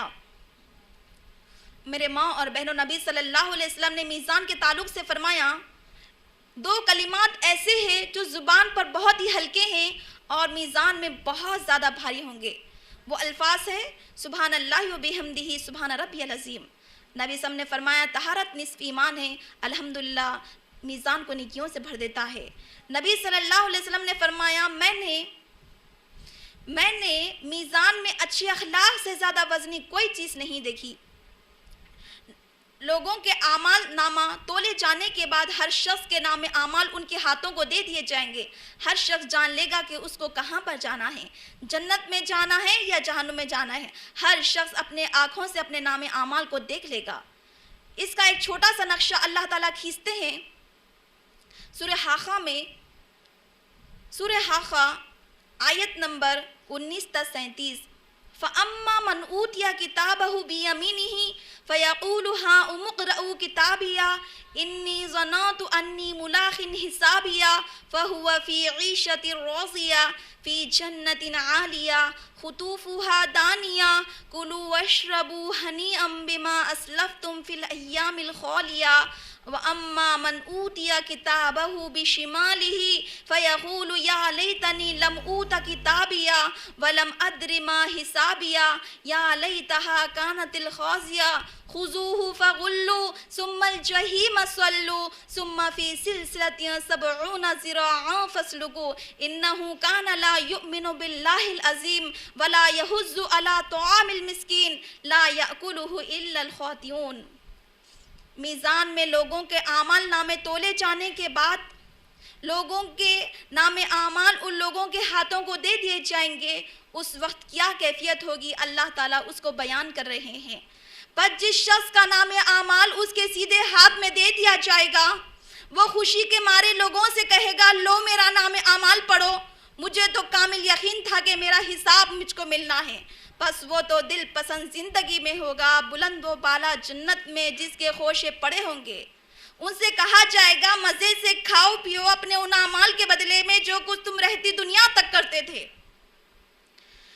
پر جس شخص کا نام اعمال اس کے بائیں ہاتھ میں دے دیا جائے گا تو وہ افسوس کے مارے کہے گا کہ کاش کہ آج میرا حساب نہ لیا جاتا، نہ میں جانتا کہ میرا حساب کیا ہے، آج موت میرا خاتمہ کر دی ہوتی، میرے مال نے بھی مجھے کچھ بھی فائدہ نہ دیا، میرا غلبہ بھی مجھ سے چاہتا رہا۔ فرشتوں سے کہا جائے گا اس مجرم کو پکڑ لو، اسے طوق پہنا دو، اسے ایسی زنجیروں میں بند دو جس کی پیمائش 70 ہاتھ ہے، اسے لے جا کر جہنم میں پھینک دو، اس لیے کہ یہ اللہ عظمت والے پر ایمان نہیں رکھتا تھا، مسکینوں کو کھانا کھلانے کی ترغیب نہیں دیتا تھا، آج اس کا کوئی دوست نہیں ہوتا گا، آج اس کی غذا سوائے پیپ کے کچھ بھی نہیں ہوگی، جنہیں خطا کاروں کے سوا کوئی نہیں کھائے گا۔ میرے ماں اور بہنوں، فکر آخرت کا سلسلہ جاری ہے۔ فکر آخرت سے تعلق رکھنے والی چیزیں جو میں آپ کے سامنے بیان کی ہوں، روز محشر میں اللہ تعالیٰ تمام لوگوں کو اکٹھا کریں گے، ان کا حساب کتاب لیں گے، میزان میں لوگوں کے نام اعمال کو تولیں گے، اس کے بعد ہر نبی کو ایک حوض کوثر عطا کیا جائے گا۔ حوض کوثر سے تمام انبیاء علیہ السلام اپنے امتیوں کو پانی پلائیں گے۔ میدان حشر میں اللہ تعالیٰ ہر نبی کو ایک حوض کوثر عطا کریں گے جس کا پانی جنت کی نہر کوثر سے آ رہا ہوگا۔ کوثر کا پانی دودھ سے زیادہ سفید، شہد سے زیادہ میٹھا، کستوری سے زیادہ خوشبودار ہوگا۔ جو بھی ایک مرتبہ وہ پانی پیے گا پھر اسے پیاس نہیں ہوگی۔ ہر ایماندار امتیوں کو اپنے اپنے نبی پانی پلائیں گے۔ نبی صلی اللہ علیہ وسلم سے بھی اللہ تعالیٰ نے وعدہ کیا ہے، اے نبی صلی اللہ علیہ وسلم ہم نے آپ کو کوثر عطا کریں گے۔ سورہ کوثر آیت نمبر 1، اِنَّا أَعْطَيْنَاكَ الْكَوْثَرَ، یقیناً اے نبی صلی اللہ علیہ وسلم ہم نے آپ کو کوثر عطا کی ہے۔ نبی صلی اللہ علیہ وسلم کے حوض کوثر سے نبی صلی اللہ علیہ وسلم تمام امتیوں کو پانی پلائیں گے جس کے برتنوں کی تعداد ستاروں جیسی ہوں گی۔ نبی صلی اللہ علیہ وسلم کی امت سے 4 قسم کے لوگ محروم کر دیے جائیں گے، کافر لوگ، مشرک لوگ، مرتد لوگ، منافقین لوگ، 4 قسم کے لوگ نبی صلی اللہ علیہ وسلم کے حوض کوثر سے محروم کر دیے جائیں گے۔ میرے ماں اور بہنوں، حوض کوثر کا پانی پینے کے بعد، حساب کتاب کے بعد، میزان کے بعد، اللہ تعالیٰ ہر شخص کو پل صراط کے اوپر سے گزاریں گے۔ ہر شخص کو، چاہے وہ نبی صلی اللہ علیہ وسلم ہو یا کوئی بھی عام شخص ہو، ہر شخص کو اللہ تعالیٰ پل صراط کے اوپر سے گزاریں گے۔ صراط کے معنی لغت میں اگر ہم دیکھیں تو اس کے معنی ہوتے ہیں واضح راستہ۔ اگر ہم اصطلاحی معنی دیکھیں گے تو آتے ہیں جنت تک پہنچنے کے لیے جہنم کی پشت کے اوپر سے بنایا ہوا راستہ۔ ہر شخص کو پل صراط کے اوپر سے گزرنا ہے، یہ چیز حق ہے۔ اللہ تعالیٰ اس بارے میں ارشاد فرماتے ہیں، سورہ مریم سورہ نمبر 19 آیت نمبر 71 تا 72، وَإِن مِّنكُمْ إِلَّا وَارِدُهَا كَانَ عَلَىٰ رَبِّكَ حَتْمًا مَّقْضِيًّا، تم میں سے ہر شخص یہاں یعنی آتش جہنم پر وارد ہونے والا ہے، یہ تیرے پروردگار کے ذمے قطعی فیصل شدہ امر ہے، بس ہم پرہیزگاروں کو تو بچا لیں گے، نافرمانوں کو اسی میں گھٹنوں کے بل گرتا ہوا چھوڑ دیں گے۔ پل صراط کے اوپر سے گزرنے کے لیے میرے ماں اور بہنوں، ہم یہ نہیں سمجھیں گے یہاں پر بیٹھ کے کہ کسی اور کو گزرنا ہے، بلکہ یہاں پر جتنے بھی خواتین بیٹھے ہیں، یہاں پر جتنے بھی لڑکیاں بیٹھے ہیں، قیامت تک جتنے آنے والے ہیں، تمام لوگوں کو پل صراط کے اوپر سے گزرنا ہوگا۔ پل صراط کے اوپر اللہ تعالیٰ اہل جنت کو نور عطا فرمائیں گے۔ اس بارے میں اللہ تعالیٰ ارشاد فرماتے ہیں، سورہ حدید سورہ نمبر 57 آیت نمبر 12، یوم تری المؤمنین والمؤمنات یسعی نورہم بین ایدیہم وبایمانہم بشراکم اليوم جنات تجری من تحتہا الانہار ذالک هو الفوز العظیم۔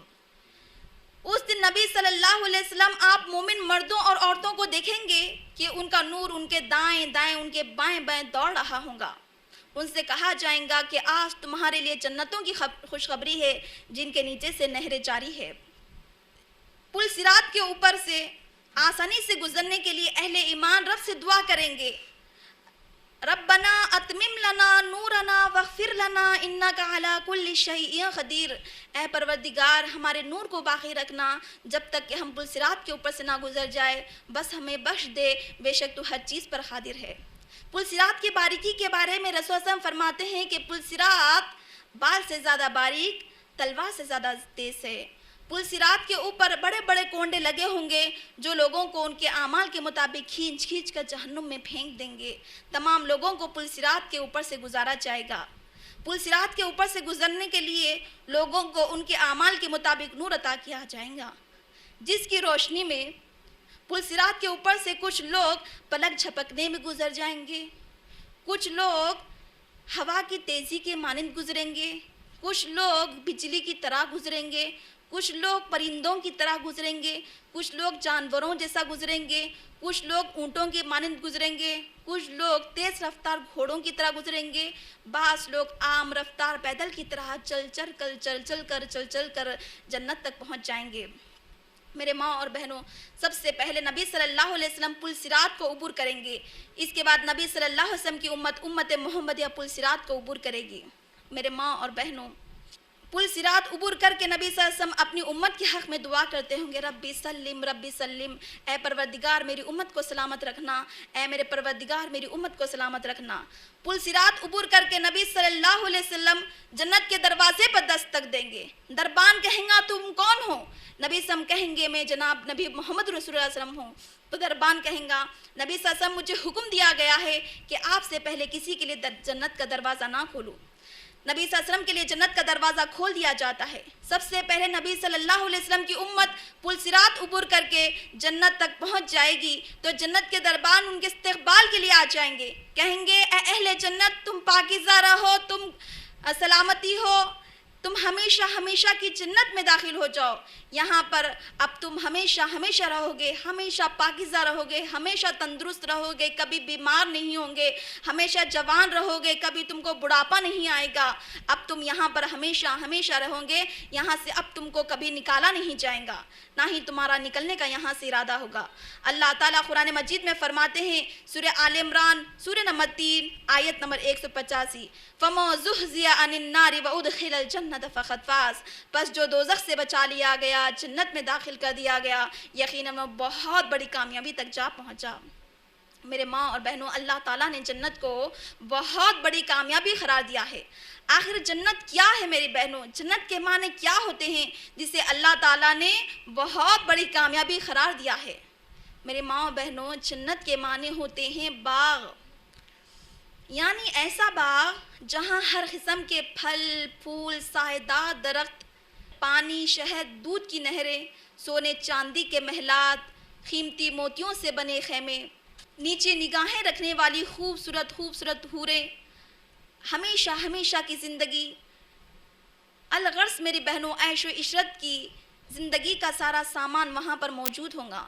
لیکن یہ حسین مناظر والی نعمت ان لوگوں کو عطا کی جائیں گی جو اس دنیا میں کتاب و سنت کی تعلیمات پر عمل پیرا رہے، ہر حالت کا سامنا کرتے ہوئے رب پر توکل کرتے رہے، ہر حالت میں اللہ تعالیٰ کے نمازی اور دیانتدار سچے بندے بنے رہے۔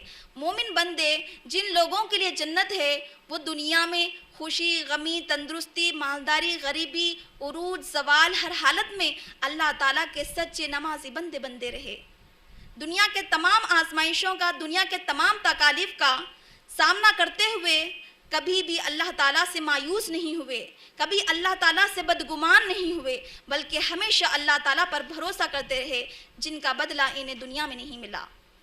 یقیناً یہ لوگ مستحق ہے کہ ان کے اعمال کا پورا پورا بدلہ دیا جائے تو اللہ تعالیٰ جنت کی صورتوں میں ان کو بہترین جزا عطا فرمائیں گے، جہاں وہ ہمیشہ ہمیشہ رہیں گے، کبھی ان کو وہاں سے نکالا نہیں جائے گا۔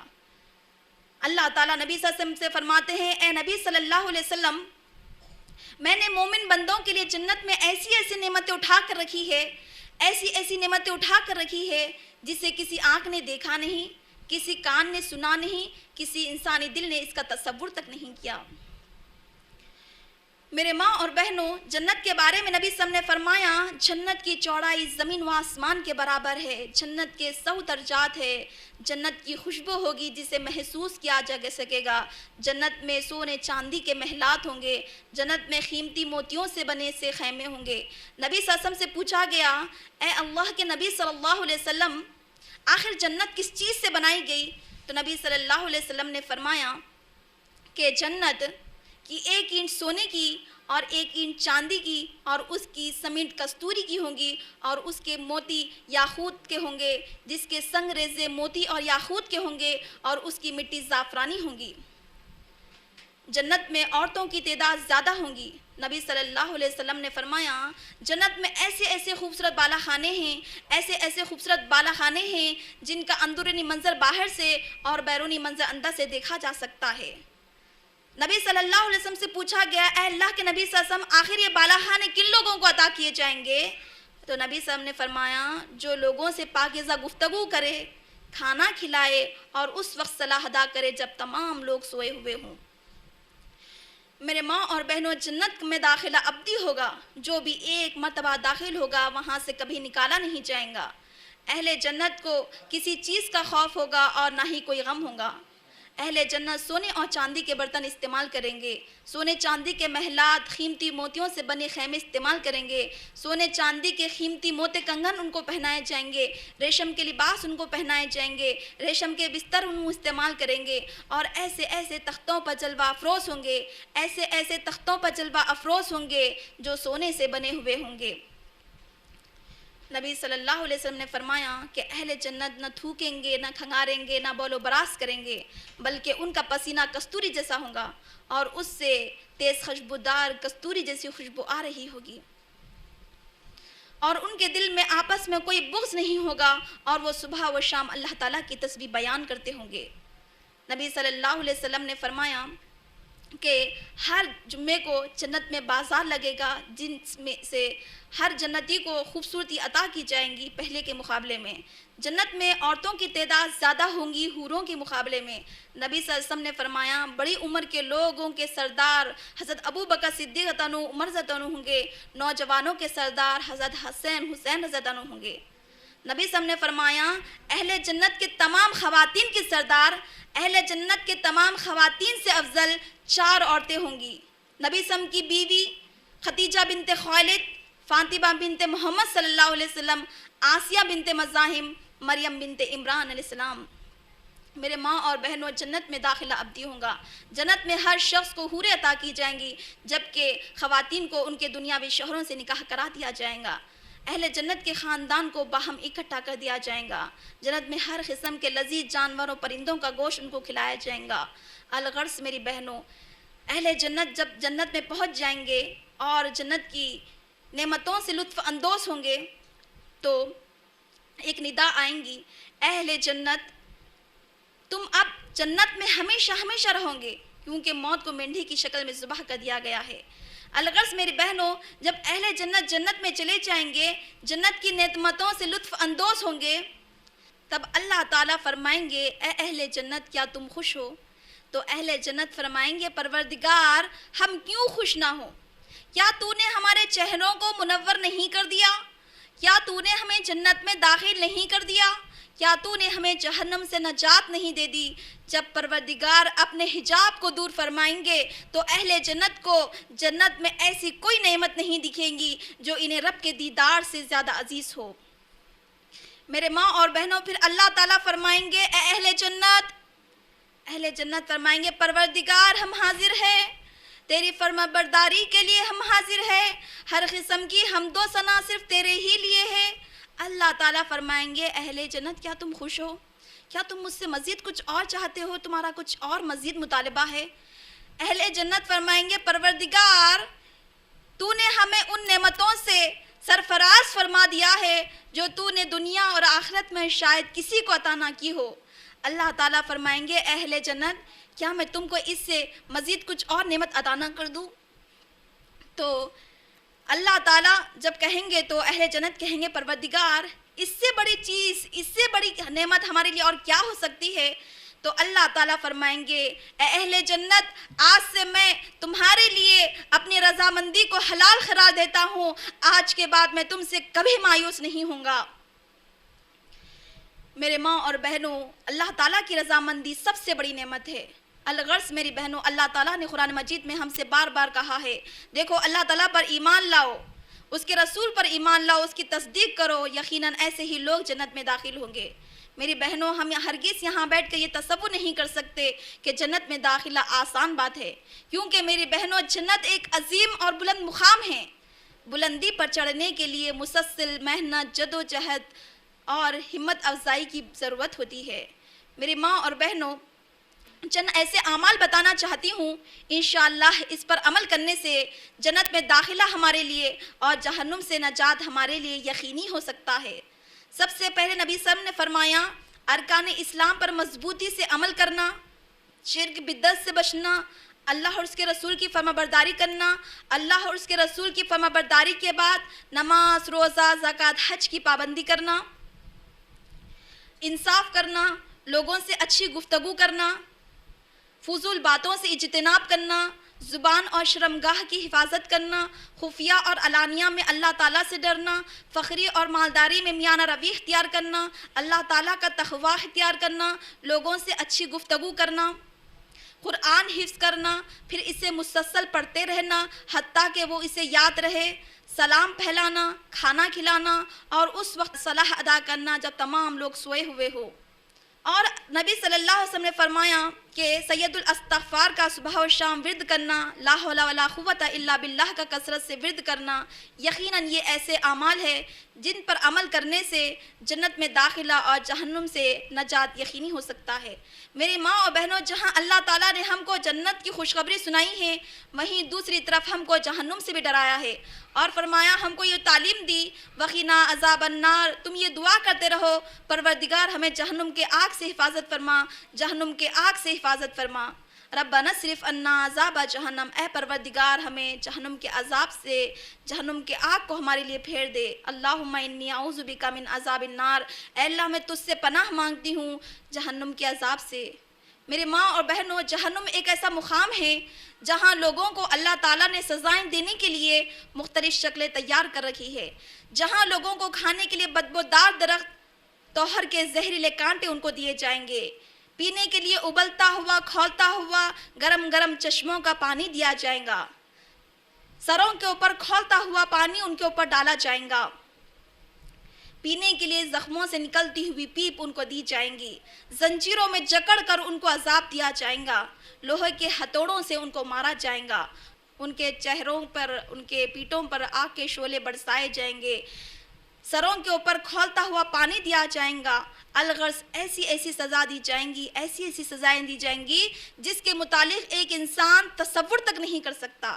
میری بہنوں، یہ تمام تر عذابات ان لوگوں کو دیے جائیں گے جو اللہ اور اس کے رسول پر تعلیمات پر عمل پیرا نہیں رہے، نبی صلی اللہ علیہ وسلم کی سنتوں پر سے محبت نہیں کرے، قرآن مجید کی تلاوت نہیں کرے۔ یقیناً یہ لوگ مستحق ہے کہ ان کے کیے کی پوری پوری سزا ملے، تو اللہ تعالیٰ جہنم کی صورت میں اپنے انصاف کا یہ عالم ہوگا اللہ رب العالمین کا کہ جہنم میں ایسے ایسے سزاؤں سے ان لوگوں کو دوچار کرے۔ میرے بہنوں، اللہ تعالیٰ ان لوگوں کو جہنم میں عذاب عطا فرمائیں گے جو دنیا میں اللہ تعالیٰ کی ہر نعمتوں سے لطف اندوز رہے لیکن نافرمانی ہی کا رویہ اختیار کیا۔ یقیناً ایسے لوگوں کو اللہ تعالیٰ ہمیشہ ہمیشہ والی جہنم میں داخل کر دیں گے۔ میرے ماں اور بہنوں، میں بات کو مختصر کرنا چاہتی ہوں، 5 اہم ایسے اعمال بتانا چاہتی ہوں جس پر عمل کرنے سے انشاءاللہ ہم جہنم سے بچ سکتے ہیں۔ جہنم کے بہت بڑی تفصیلات ہے قرآن اور حدیث کی روشنی میں، لیکن وقت اتنا نہیں ہے کہ میں آپ کو بتا سکوں۔ 5 بنیادی اہم اعمال میں آپ کو بتانا چاہتی ہوں جس پر عمل کرنے سے انشاءاللہ جہنم سے ہم بچ سکتے ہیں۔ سب سے پہلا ایمان اور عمل صالح ہے۔ دوسرا اللہ تعالیٰ سے ڈرنا، اللہ تعالیٰ کے ڈر کی وجہ سے آنسو بہہ پڑنا جہنم سے بچاؤ کا ذریعہ ہے۔ تیسرا روزہ اور قرآن جہنم سے بچاؤ کا ذریعہ ہے۔ چوتھا صدقہ و خیرات کرتے رہنا جہنم سے بچاؤ کا ذریعہ ہے۔ 5واں اور آخری یہ ہے کہ جہنم سے اللہ تعالیٰ کی پناہ مانگتے رہنا بھی جہنم سے بچاؤ کا ذریعہ ہے۔ میری ماں اور بہنوں، قرآن مجید میں اللہ تعالیٰ نے ہم سے بار بار کہا، دیکھو اللہ تعالیٰ سے ڈرو اور خوب جان لو کہ تم نے کل کے لیے، آخرت کی فکر کے لیے، رب کے سامنے حاضری کے لیے کیسے کیسے اعمال کیے ہیں۔ میرے ماں و بہنوں، ہر لمحہ ہمیں سوچتے رہنا چاہیے، ہر لمحہ ہمیں فکر کرتے رہنا چاہیے کہ موت کے بارے میں، موت کی سختیوں سے بچنے کے لیے پروردگار کے سامنے حاضری کے لیے ہم نے کیسے کیسے عمل کیے۔ میرے ماں اور بہنوں، میرے اور آپ کے نبی جناب نبی محمد رسول اللہ صلی اللہ علیہ وسلم، جن کے اگلے اور پچھلے گناہ اللہ تعالیٰ نے معاف کر رکھے تھے، آپ کو آخرت کی اتنی زیادہ فکر ہوتی کہ رات بھر ٹہر کر قیام کرتے۔ ٹہرنے کی وجہ سے آپ کے قدم مبارک پر ورم آ جاتا۔ فکر آخرت میں اتنا زیادہ روتے کہ چکی کی آواز کی طرح رونے کی آواز آنے لگتی۔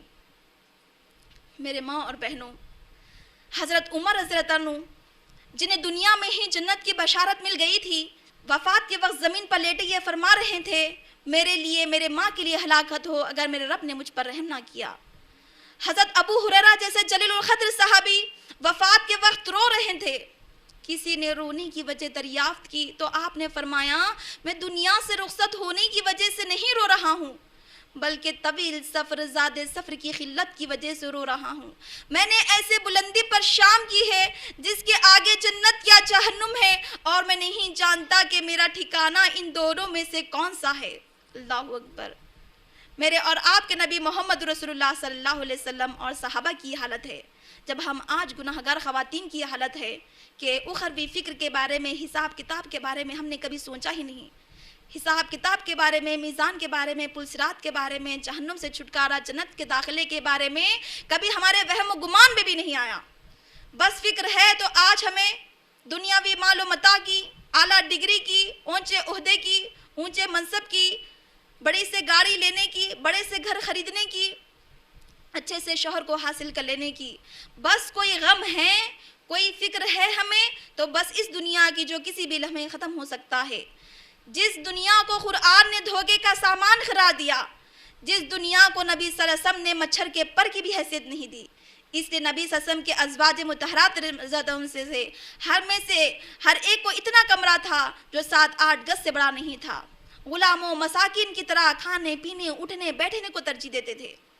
اکثر اوقات بھوک کو برداشت کر کے وقت گزارا، پے بند لگے جوتے اور کپڑے پہنے، اپنی تعظیم کے لیے کبھی کسی کا کھڑا ہونا پسند نہیں کیا۔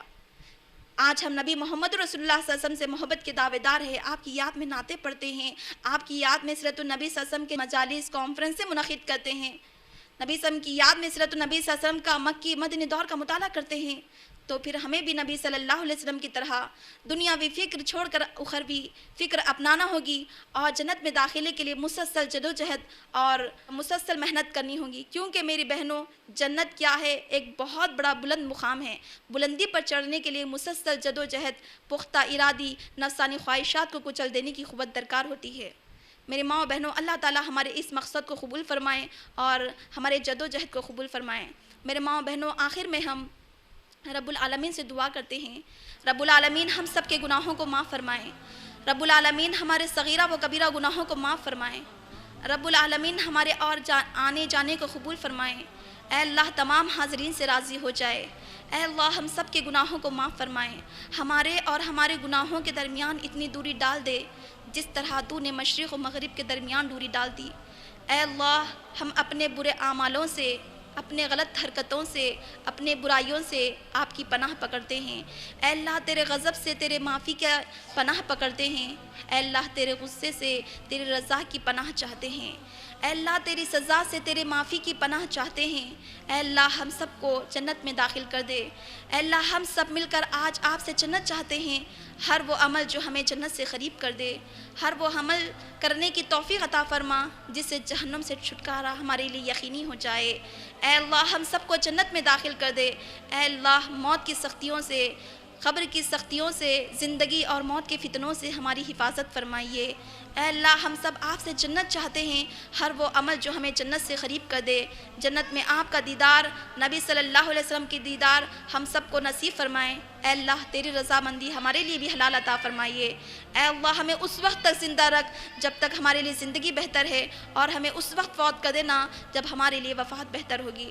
اے اللہ، ہر حالت میں ہم آپ کے ہر فیصلے سے راضی ہونے کا سوال کرتے ہیں، تجھ سے تیری ملاقات کا، تیرے چہرے کی طرف دیکھنے کی لذت کا سوال کرتے ہیں۔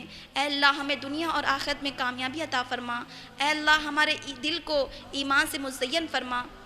اے اللہ ہر حالت میں ہم سے راضی ہو جا، ہماری زندگیوں کی حفاظت فرما، اے اللہ ہماری حفاظت فرما، ایسا علم عطا فرما جو نفع بخش ہو، ایسے علم سے دور کر دے جس سے ہمارا کچھ فائدہ نہ ہو، اے اللہ ہمارے عیوب کی پردہ داری فرما، اے اللہ ہماری گھبراہٹوں کو امن میں بدل دے، ہماری زندگیوں میں خوشحالی عطا فرما، اے اللہ بس تیری جنت میں ہم تمام کو داخل کر دے، اے اللہ اس دنیا میں ہمیں ان لوگوں میں سے فرما دے جس کا تو نے مغفرت کا وعدہ فرمایا ہے، اے اللہ ہمیں ان لوگوں میں سے کر دے جس کا تو خود دوست بن چکا ہے، جس کو تو نے خود معاف کر دیا ہے، اے اللہ 70,000 افراد جس کو تو بغیر حساب کتاب کے جنت میں داخل کر دے گا اس میں ہمارا بھی نام عطا فرما، اے اللہ UIRC کے تمام ارکان کی حفاظت فرما، انہوں نے آپ کو اور مجھ کو یہاں جمع کرنے میں جتنے بھی کوششیں کی ہے وہ کوششوں کو جنت کی عوض قبول فرما لے، اے اللہ ہم سب کو مجھ کو اور آپ کو اسی طرح جنت میں اکٹھا ہونا آسان کر دے، اے اللہ ایمان کی زندگی عطا فرما، UIRC کے تمام ارکان کی حفاظت فرما، ان کی محنتوں کو قبول فرما، ان کو مزید ترقی عطا فرما، سبحان ربک رب العزت عما یصفون وسلام علی المرسلین والحمد للہ رب العالمین۔ السلام علیکم ورحمۃ اللہ وبرکاتہ۔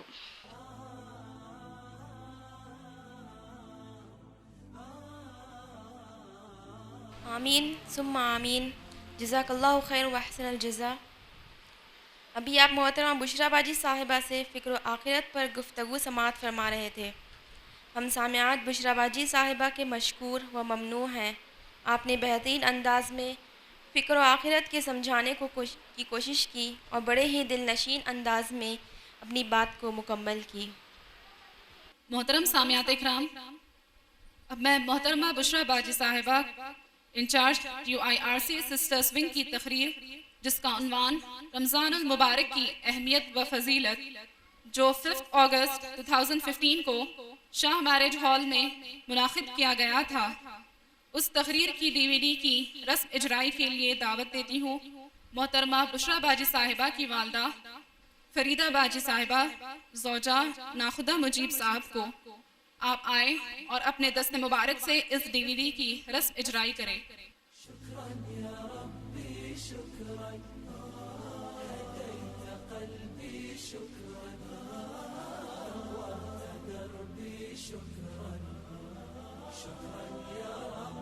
شكرا يا ربي شكرا هديت قلبي شكرا جزاک اللہ خیر۔ نورت دربي آپ مزید CDs ہمارے کاؤنٹر سے دستیاب کر سکتے ہیں۔ يا ربي شكرا هديت قلبي شكرا نورت دربي شكرا